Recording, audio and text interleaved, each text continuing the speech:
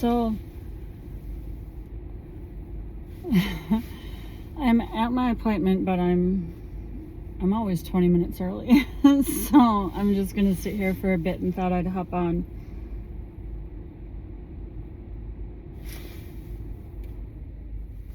When we are, let's say, raised in an abusive, negative environment as children, we get I think we can have the tendency to get stuck in that energy of low vibration negativity. Then that is the type of people we call in, that low energy, negative. Like attracts like. Energy attracts energy. So if we are in a low vibration, then that's inevitable that's what we pull in. Right? So I have noticed that the more healed I became, and the more I realized that the power is within, and the more I realized who I am, the healthier I became, the higher my energy or vibration or frequency, whatever you want to call it, the higher that became. And all the people in the lower, more negative energies fell away. You can call it ghosting. I mean, I intentionally started by stepping away and going no contact. When you're in a situation with people that are, they call them like narcissists. I think that gets used a little too frequently and too easily. That's just my opinion. I think that we're all doing the best we can with what we've been taught, the way we've been trained, the way we've been conditioned. And there are people in the world that will like to harm us. That's their frequency, that's their energy. That doesn't mean that we have to tolerate it. We can choose to leave and walk away, go no contact. That's what I did. And then that's where my healing came. I had a therapist tell me, you can't heal outside of relationships. So I should stay with an abuser, or I should stay in abusive relationships.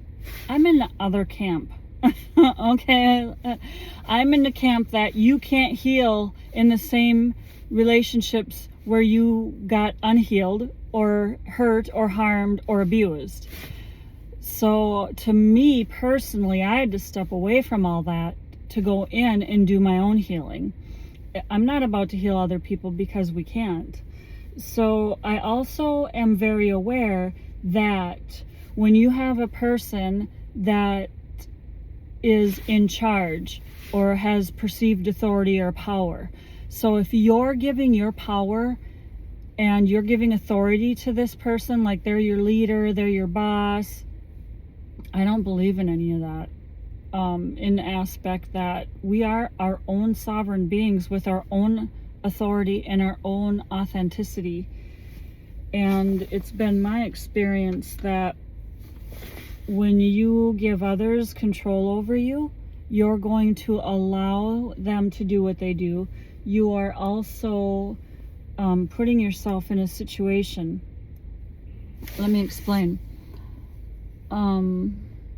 This organization that I participated in, a couple of them actually, not just one specifically, they were gaslighting, they were psychologically and emotionally manipulating people in this organization. What you could wear, what you couldn't wear, things like that. You can't talk about this, you can't talk about that, blah blah blah, you know, all that kind of stuff where there's control, perceived control. But these other people gave that to them. They gave their power and their control to them in that aspect. Oh, we're not allowed to talk about this or that or these other things. It says in the rule book or the handbook. So then you have these followers of this supposed leader that they gave their power to, that is of negative, abusive, in psychological, emotionally, maybe even financially. I don't know. I can't speak to that, so I won't. But this is how abuse and neglect and things continue. That you have this one person that started it and these other people that continue to allow it, They're the little minions of the leader, right? The little flying monkeys of the leader. The leader that they chose as their leader, not my leader, right? Because I am of my own. So this is where things get really tricky. This is how negativity perpetuates, because when you stand up to it, all the little minions that agree with it go against you. So these are things that we have to stand in our truth. We have to stand in our power regardless of what others say or do. We have to know our strength and know who we are, because there's organizations and people and situations out there that, you know, this one woman told me she was abused. Like, she was like literally physically beaten by this guy she was dating. And she called the police, and when the police officer arrived, the guy that abused her told the story first. And so by the time the police officer, whatever, got to the woman, he had already made up his mind to take the side of this guy that you could see physically abused this woman.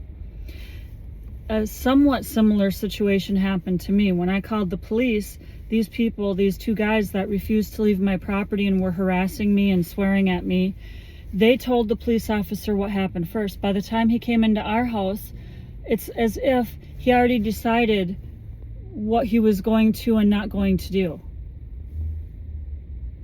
So is this like bros hanging together? I mean, I don't know. I am aware that we live in a misogynistic society. That's like obvious. It's patriarchal. But like, really, what's happening? What is happening when, I mean, I've been up against the good old boys club in organizations before. And it's particularly hurtful when it's a woman that is misogynistic towards another woman, because that's just crazy. It's just crazy. Like, you know what it's like to be a woman. Well, but then she has all the guys on her side. Not all of them. Just the minions and the flying monkeys. Which, okay, so let's get back to what this is really about. Someone needed to hear all that so you know that you're not alone. But here's the situation. Heal yourself, raise your vibration, and people like that fall away. Because they can't be in your essence, in your frequency for very long. It's too uncomfortable for them. So you can call it ghosting, you can walk away. My thing is, the more you heal, the less that can touch you. So heal. Baby, heal. It's not easy work. It's not. I know. And I don't also want to say, oh, we're going to be healing until we die. I know I've said that probably in previous videos, but it's occurred to me. I'm not going to keep doing that to myself like I'm never going to be healed. I'm adequately healed for where I'm at in this moment. And I'm adequately pulling in people for my highest and best good, because I'm for their highest and best good. So all the other things, they no longer exist in my world. And it's my world. I get to choose. And it's a lovely world where people are for me and I'm for people. And that's the love of it, right? That's the truth of it. We get to choose that. I know I got really passionate there for a minute. That happens on occasion. It's just, I know where I came from. I know where I've been. I know the experiences that I have had, and there have been many, and I'm sure there have been for you as well. And life is good. Life is good. There are hiccups. There are bumps. They're meant to be. It also shows you how much you've healed. Truly. You can see how much you've healed through things. By how you react to things that happen.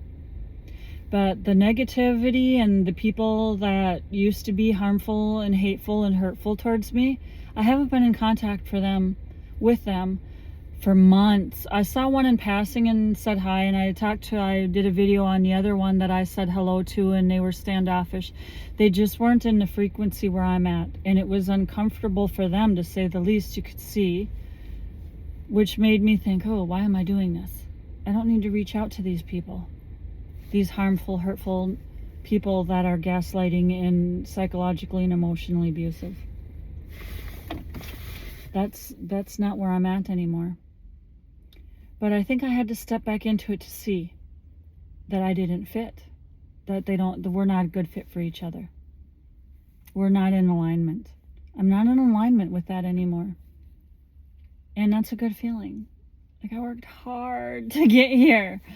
It was worth it. It wasn't easy. And I wish the same for you. That goodness, that love. As always, gosh, excuse me, and in all ways, I'm holding a space of love for each and every one of you.